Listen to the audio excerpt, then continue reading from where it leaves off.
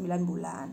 Tapi di tahun 2013 ketika dia tingkat perputaran piutangnya menurun, maka hanya butuh waktu lebih lama, 3,38 bulan. Oke. Kemudian ada perputaran persediaan. Perputaran persediaan ini didapatkan dari harga pokok barang terjual per nilai rata-rata persediaan. Sebentar, ini berapa menit ya? Oh, udah 29 menit ya. Oke, ngebut ini.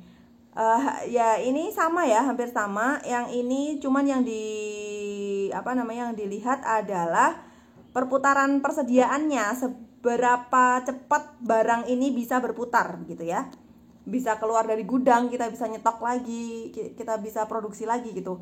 Nah, di tahun 2012 itu 5,3 poin rasionya. Maka itu 365 hari per 5,3, jadi ada 2,3 bulan. Kemudian 2013 dia menurun di 3,38 bulan. Jadi lebih lama berputarnya gitu ya.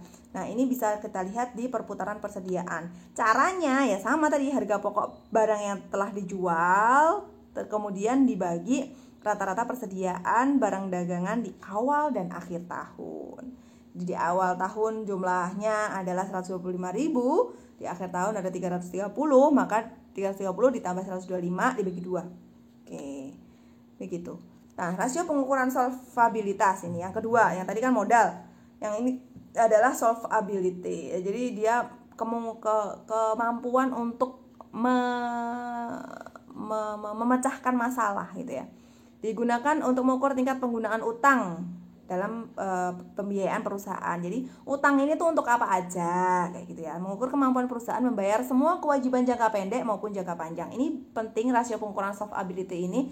Soalnya nanti misalkan kalian mau pinjam orang atau pinjam bank gitu ya, mereka akan melihat seberapa bagus kemampuan Anda untuk membayar semua kewajiban utang-utang Anda.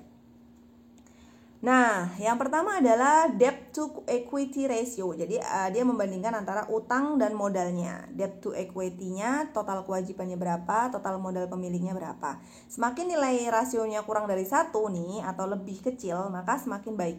Karena total modal pemilik akan semakin besar kan, pembaginya di sini akan semakin besar dan total kewajibannya akan semakin kecil. Jadi misalkan dia 0, berapa gitu, malah lebih bagus. Struktur modalnya perusahaan dibandingkan dengan kewajibannya, ya kan?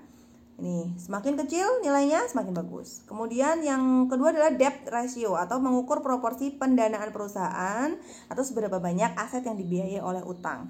Caranya debt ratio itu total utangnya dibagi total asetnya, ya.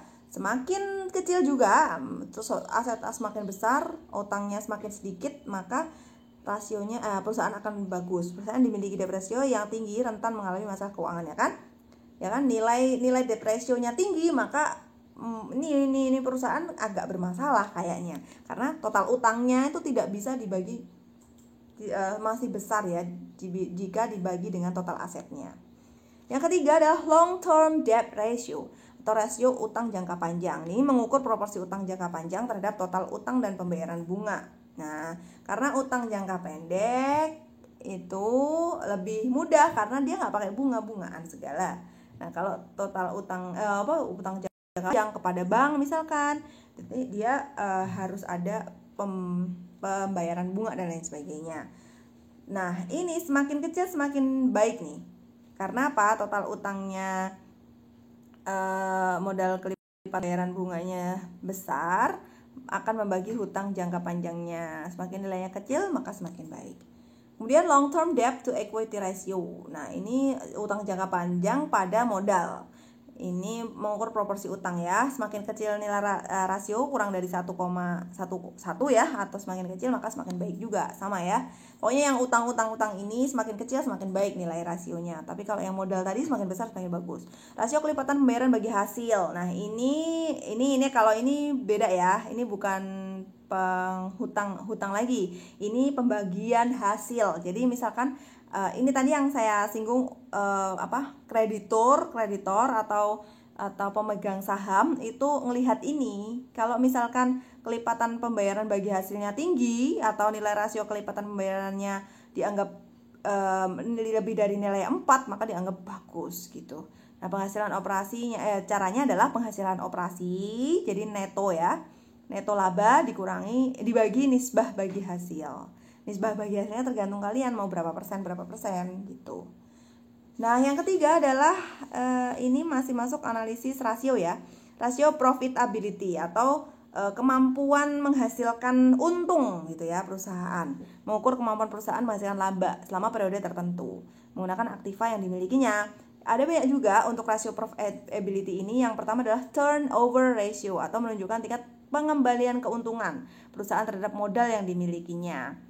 Nah, ini ya, turnover ratio ini caranya adalah penjualannya dibagi modalnya.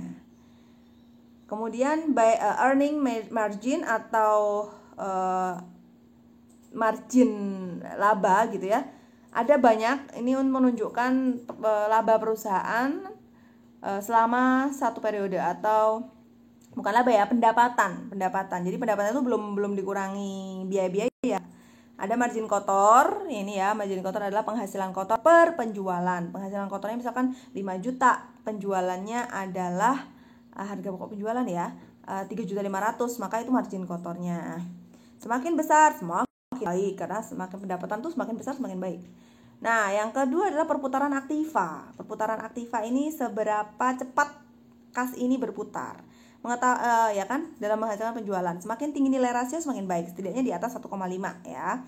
Caranya adalah harga penjualan dibagi total aktiva. Jadi penjualannya berapa? 2 juta, misalkan total aktivanya semuanya adalah berapa ya? 1,5 juta lah. Nah, itu bisa.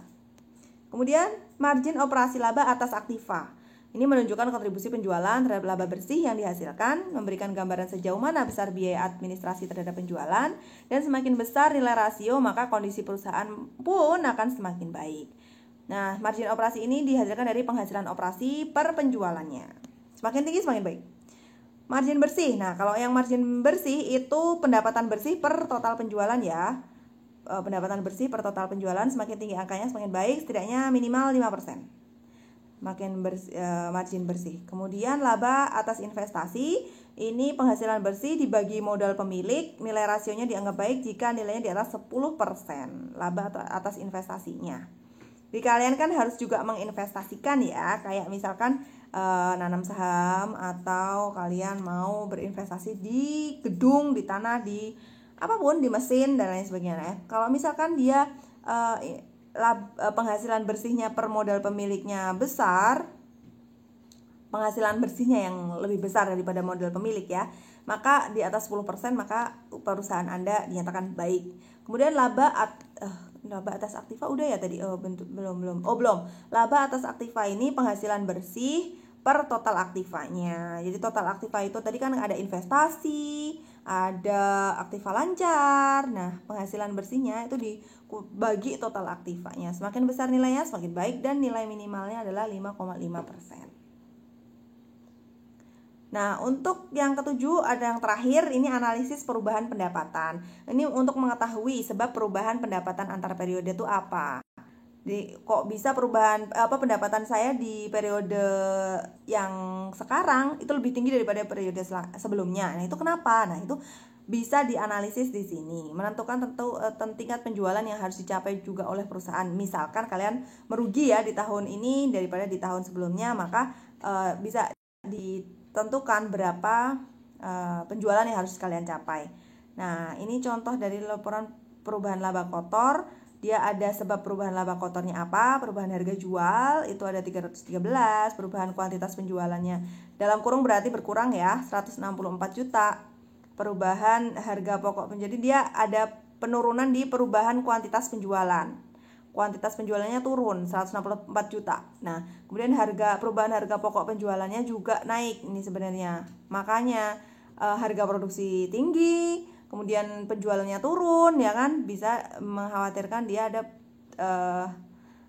penurunan laba. Di sini kerugian ya. Ini saya ambil dari penelitian di PT Telkom untuk produk terbarunya, saya lupa tapi akhirnya Telkom agak merugi ya, 190 juta. Nah, untuk acuan analisis keuangan ini adalah pengukuran dan pengamatan terhadap jalannya operasi. Ya, dia diamati nih operasinya jalannya tuh bagus atau enggak. Yang kedua adalah penafsiran dan perbandingan hasil yang dicapai dengan standar yang diminta. Misalkan tadi ya ada 10%, 5,5%, minimal 4% gitu ya, minimal 4 ya, atau berapa dan lain sebagainya tadi, rasionya 1,5. Nah itu tuh dibandingkan, jadi tafsiran kita atau identifikasi kita itu dibandingkan dengan standar yang ada gitu. Kemudian tindakan koreksi terhadap penyimpangan jika misalkan dia lebih rendah atau bagaimana gitu kan, itu dikoreksi yang mana nih penyebabnya.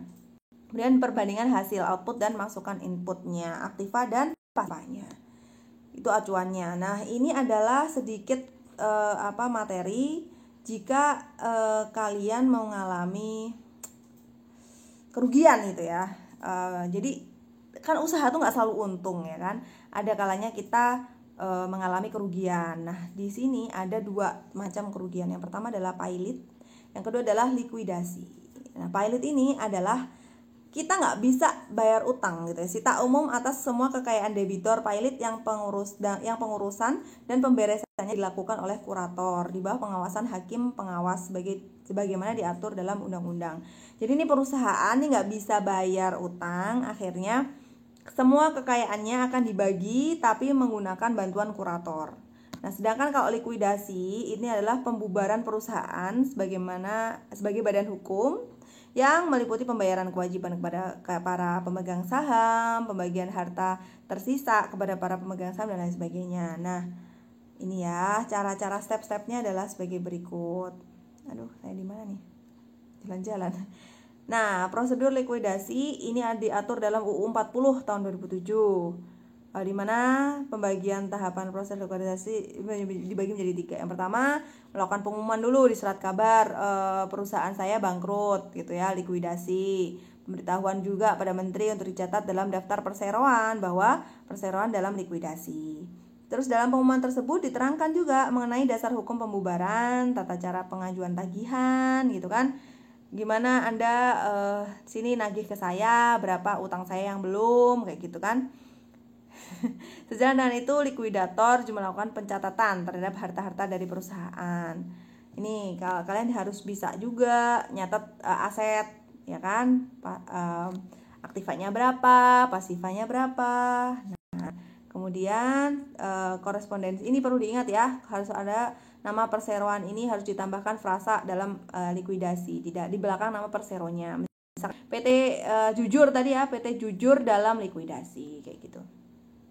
Tahap yang kedua setelah kalian pengumuman nih, kemudian lakukan pengumuman surat kabar ya.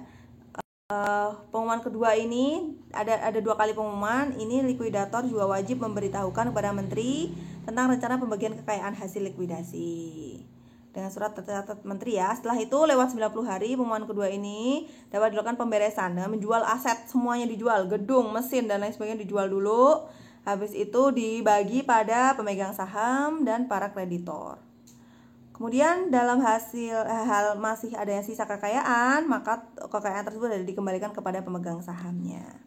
Tahap yang ketiga adalah tahap yang terakhir, melakukan RUPS, rapat umum pemegang saham tentang pertanggungjawaban proses likuidasi yang sudah dilakukan. Jadi ini ya, kita sudah bangkrut, nah ini asetnya sudah dijual semua, kalian juga sudah dapat bagi hasilnya. Nah, kita sudah tutup di sini sekian gitu ya. Nah, dalam hal sudah dilakukan pengumuman tersebut, menteri akan mencatat berakhirnya status badan hukum di perusahaan Anda. Jadi pada dasarnya ya, dalam hal pembubaran perseroan itu berdasarkan rapat umum pemegang saham. Likuidator ditentukan juga oleh RUPS ini. Dalam hal likuidator tidak ditentukan oleh RUPS, direksi yang akan bertindak selaku likuidator.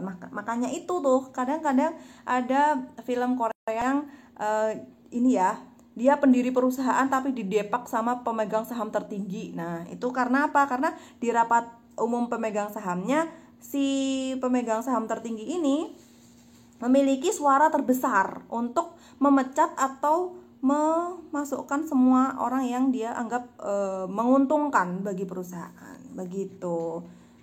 Oke, saya rasa itu sudah cukup ya untuk pertemuan kita selama ini. Jadi jika nanti kalian ada laba, berarti ya selalu dikelola dengan baik, dianalisa dengan baik gitu kan. Tapi nanti misalkan ada kerugian dan lain sebagainya, kemudian perusahaan kalian sudah berbadan hukum, sudah ber-PT atau CV gitu ya, memang harus pakai prosedur yang saya sarankan tadi, begitu ya. Jika ini akhir dari kuliah kita, berapa jam ini? 44 ya, mohon maaf.